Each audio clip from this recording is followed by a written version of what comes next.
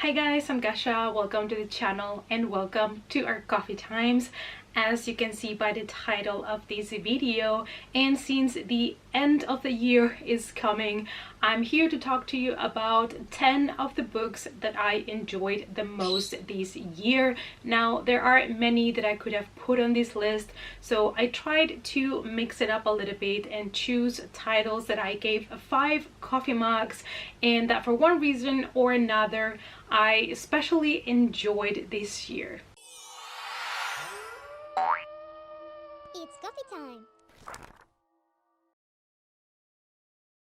It's always hard to pick 10 books when you have read over 100 throughout the whole year because, like I said, there is many books that I could have included here. But anyways, we're here to talk about the 10 that I have selected as my top 10 reads of the year. And before we go talk books, if you love books and horror, you're in the right place. So consider subscribing if you're not subscribed yet, and also hit the notification bell so you don't miss any more coffee times. This list is in no special order because I do believe that the 10 books that I'm here to talk to you about are great reads, and if you had them on your radar and you were not sure if you wanted to pick them up or not, I do think these ones are worth your time. So the first one I'm going to talk to you about is one of the ones that I was most excited about the release in 2020, and it did not disappoint, and that is Clown in a Cornfield by Adam Cesar. So this one was for me the perfect YA slasher. This is a book that was fast-paced, it had interesting characters, and even though it did, touch some tropes of slasher stories, I still thought that it was just so much fun. It is action-packed, there is a lot of cool scenes, it is scary at times, and I really enjoyed the main story as well as the characters. So we are following Queen, and she moves with her dad into this small town called Kettle Springs, and they are trying to start fresh and move on with their lives after the loss of her mom. And when they get to this town, they soon realize that there is something going on in this town. The younger generations seem to really hold a grudge over the older generation, and the older people in town are really despising the younger generations. And on top of all of that drama, there is a killer on the loose dressed as a clown, so nobody's safe and nobody will hear you scream in the cornfields. The next book is Clap When You Land by Elizabeth Acevedo, and this one is written in verse. I absolutely love this so much. I loved it even more than The Poet X, and I thought that was not possible. This is such a wonderful story about grief, about loss, and how we are all the same when it comes to those feelings.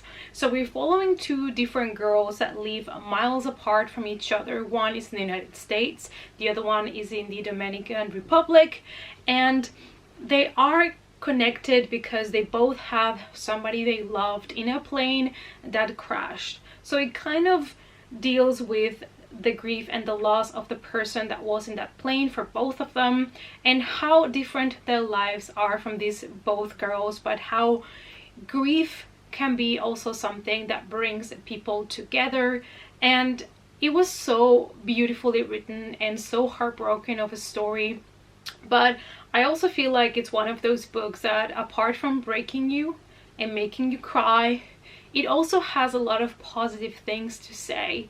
And I have not listened to it myself, but I have heard the audiobook. It is amazing. So if you are considering picking this up and you have access to the audiobook, like I said, I've heard it is fantastic. Then I have a book that I was putting off from reading for the longest time, and I finally picked it up, and I was not surprised that it became one of my favorites of 2020, and that is The Humans by Matt Haig. This is kind of like a sci-fi book, but it is more than that. So we follow the life of a professor that has made a groundbreaking discovery on Earth, and he knows that this is a really big deal, but so do the aliens, and the aliens think that this discovery can put them in jeopardy. So they decide to send someone to Earth to try to keep this discovery like from not being public. And this book is more than that though. It is such a good reflection on humans and humanity and why we do the things we do, because the alien sends somebody to Earth and this alien is not used to our culture, the way we do things, and it is just so refreshing to see all of these human behaviors from the point of view of somebody that has never been confronted with this before. And the humor in this book was amazing. I loved it, and this was granted my first Matt Haig book, and I do plan on reading more of his books. Especially his new release this year is one that sounds super interesting to me, The Midnight Library I think it's called. And yeah, but this was my first Matt Haig book and I absolutely loved it. And nobody's gonna be surprised about my next pick, and that is Lock Every Door by Riley Sager. You guys know it's become an out-of-buy author for me, and I really enjoyed his thrillers, and this has been so far my favorite. I still need to read the last one that he published, Home Before Dark, but so far from the other ones, this is my favorite. And we are here following the story of a girl that is in desperate need of money, and she sees these advertisement of somebody that's looking for an apartment sitter for a luxurious apartment, and they are basically paying her a ton of money for just living in a super amazing apartment. And you know what happens when things sound too good to be true.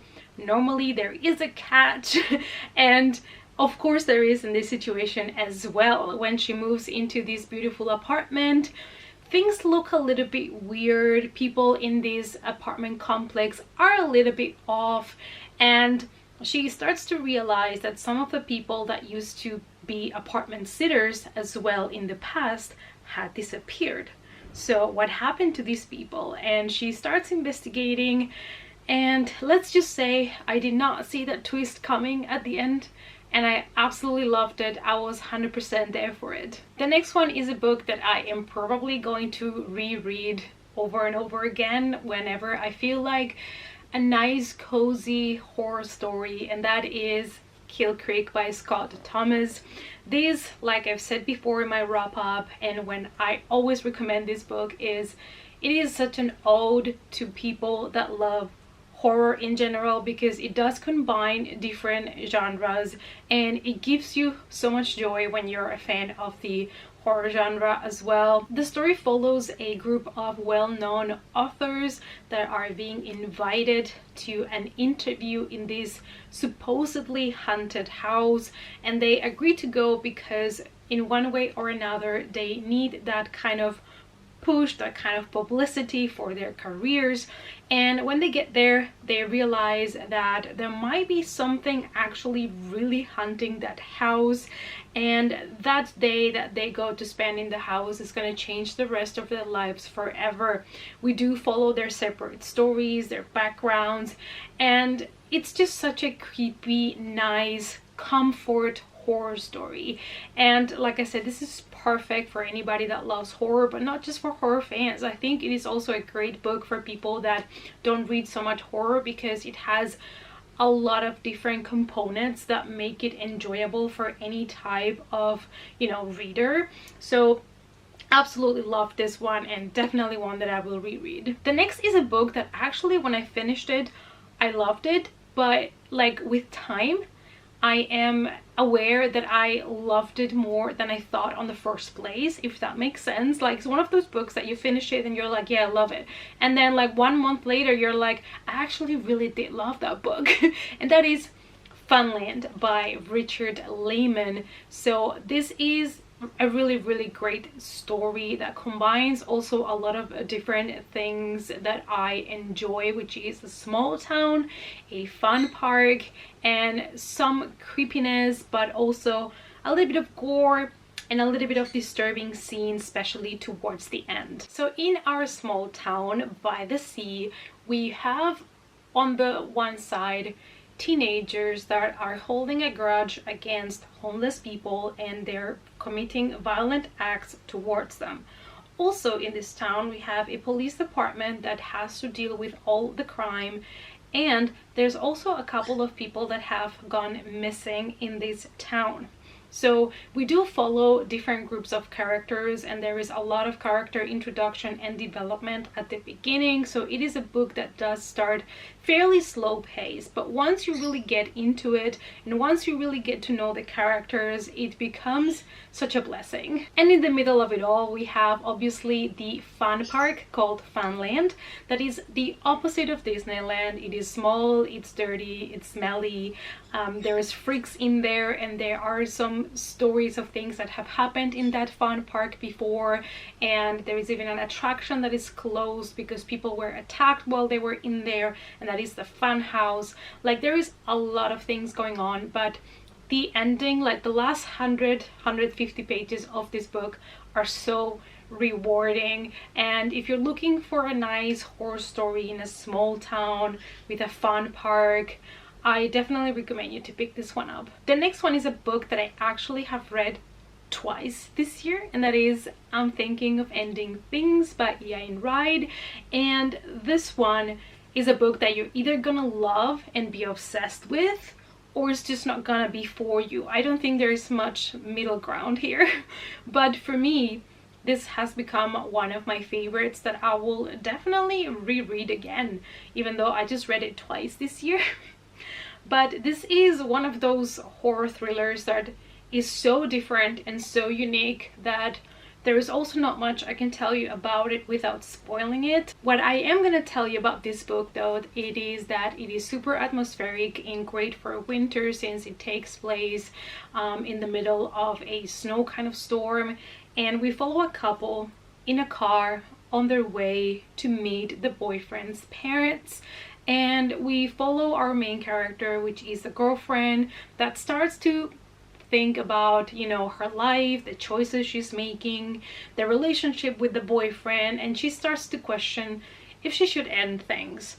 And so we kind of reflect on her thoughts and all of that, but this book is like so much more. I just don't want to say anything else apart from that, because I think anything else you say about this book, it's kind of like a spoiler. I've seen people talking about the book in their videos, and I have the feeling that they said too much. So I'm glad that when I went into it, I had not heard too many details about it, and I kind of went blind into the book. So I think that's how you should also go. So I hope nobody spoils it for you, because I think it's worth the ride. The next book that I want to talk about today, and one of my favorite reads, it's one of my favorite reads because I think it's such an important book for younger readers to have access to, and that is Scythe by Neil Schusterman. I think this book touches a lot of topics that we are even dealing with today in the world, and it makes younger readers also think and question stuff. And it was such a good trilogy, and I gave the first book 5 coffee mugs. Absolutely loved it. This book is set in a near future in which humanity has been able to conquer sickness and death, which means nobody dies anymore. And what would happen then? What if we do conquer death? You know, it's one of those big things that everybody assumes might happen in a future world. What would happen? We would have, of course, a problem with overpopulation. And so they decided to create this job of scythes, which are people in charge of deciding who has to die when, and they have like a quota that they have to meet every year just to ensure that we're gonna keep the balance, you know, between the living and the dead, because otherwise it's just gonna be too many people on Earth. But it is so much more than that. This book explores a lot of different things, that it reminds you to the current situation that we have when it comes to politics or other things. And I just thought it was so smart, and is so unique of a concept. Also, when you get introduced to the Thunderhead, it's just amazing. I loved it, and I think it's a must read for younger readers especially, but if you're an adult and you were considering if you wanted to check out this trilogy, I do think that it's worth a read. Moving on with the next favorite of mine from 2020, and that is The Institute by Stephen King. I really enjoyed it personally. I know some people did not love it as much as I did, but I just loved this one because it is about a kid with special abilities, and I'm a sucker for those stories. Plus, Stephen King makes references to like Dr. Sleep, The Shining, The Green Mile, and I was just here for it. I was loving every little bit of this book. We follow the story of Luke. He is 12 years old and he has special abilities. When their parents realize that he is too smart for his age, they want to send him somewhere like a really good school, but before that can happen, somebody kidnaps him and takes him to what we know of as the Institute. There he's going to be kind of locked up in his room, but he will be introduced to other children that also, like him, are special. And I just loved it so much, honestly. Because I'm a sucker, like I said, for kids with superpowers, especially kids that are being taken to facilities to be tested on, to be studied because they have these special powers. I know it's not something extremely original, but I really did enjoy this book, and it was such a great adventure. It was kind of more of a fantasy thriller than a pure on horror, but I absolutely loved it, like I said. So if you were considering if you should pick it up or not, I think from the last books that he has released, The Outsider and this one are kind of my faves. Elevation was too political for me. If It Bleeds, I think it's nice, but you have to be more familiar with his previous works to really appreciate that one. So I think this is the one that from the last couple of years is the more accessible Stephen King, I think, for all types of readers. Yeah, so if you were considering picking it up, I do think it's worth a read. And the last favorite for 2020 is a book that you have probably heard me talking about a lot lately, and that is Let the Right One In. This is going to become one of my favorite vampire books. I absolutely loved the movie from 2008 when I watched it, but I never picked up the book, and I'm so glad that I finally did because I ended up loving it a lot. This is such an unconventional vampire story, plus you also get an exploration of secrets and darkness in small towns, and you know what they say, you know, that anything can happen in a small town. That's the perfect place for creatures to hide, for gangsters to hide, all of this. And it was such a great atmospheric read for winter as well. I do have a full review of the book comparing it to the movie and the remake, so I'm gonna link it for you in case you want to check it out. But the main story is basically this kid, this 12-year-old kid called Oscar, that is having not the best time. He's being really bullied at school, and his dad is an alcoholic that left him and his mom, and life is really dark for him until he meets this strange little girl that moves into the apartment next door, and they develop these weird yet beautiful friendship. And I love that the book was not one of those cheesy relationships, you know. It was not like your typical vampire story, and vampires here are portrayed as just somebody that needs to drink blood in order to survive, but they are not being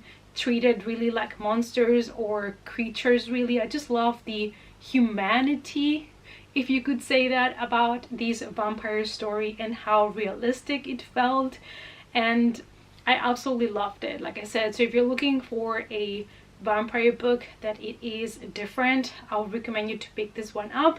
However, disclaimer here, for apart from bullying, for pedophilia and child abuse, so just wanted to put it out there because it's something that it's not in the movies, but it's on the book. Alright guys, so these are the 10 books that I picked from all the books that I have read in 2020. Like I said, there are many more that I have read that I would also recommend you guys to read, but if I had to make my top 10, I think this is the one that I would make. I also did a couple of rereads like Nosferatu that I also love, but I didn't include it here because it was a reread, so I don't count them.